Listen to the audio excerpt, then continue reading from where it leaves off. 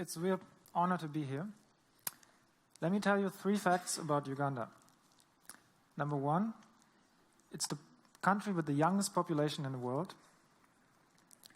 whereby 78% of the population are below the age of 30.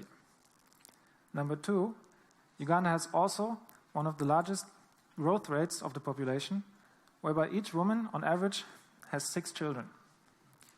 And number 3, Uganda has an 83% youth unemployment rate. Now imagine what that means if the country has all of these 3 things combined. There are thousands of young people, educated young people, coming out of schools, coming out of universities, but they're unable to find employment. Their potentials and the social capital is getting lost because they're getting frustrated. They have nothing they can do. There's just no jobs available. That's why we have created the Social Innovation Academy, which we call SINA in short. And SINA is a learning environment, a unique learning environment where we unleash the potentials of youth to become job creators. Ideas become projects, and projects become social businesses with a positive impact on the environment and a positive impact on the society. But we're just not a business incubator, because business incubators around the world, they start at a point where somebody already has an idea, and then they incubate that.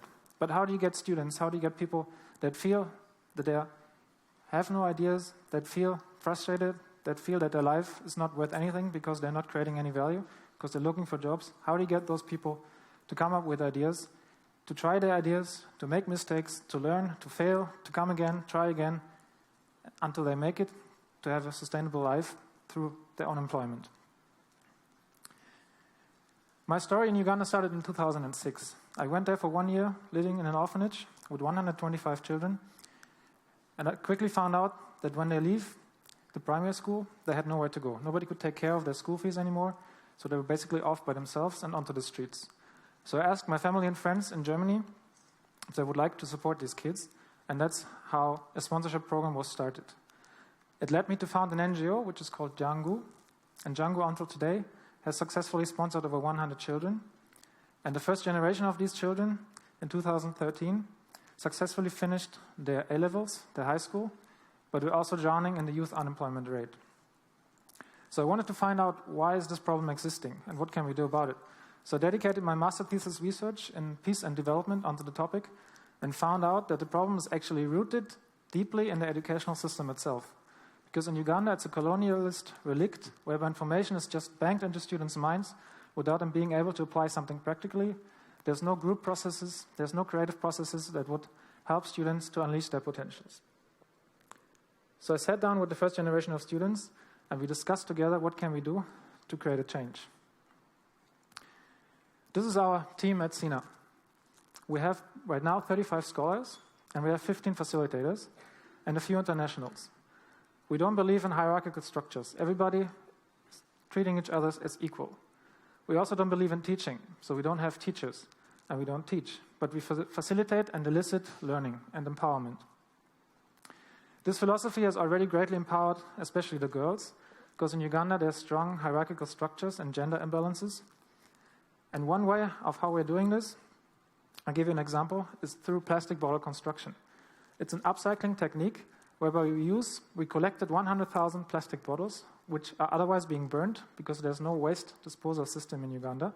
The bottles are compacted with soil and they're used as bottle bricks. And bottle brick by bottle brick, girls and boys together create their own learning environment. This is how the first completed house looks like. It has 16,000 plastic bottles and the roof is made from car tires, old car tires, 400 of them.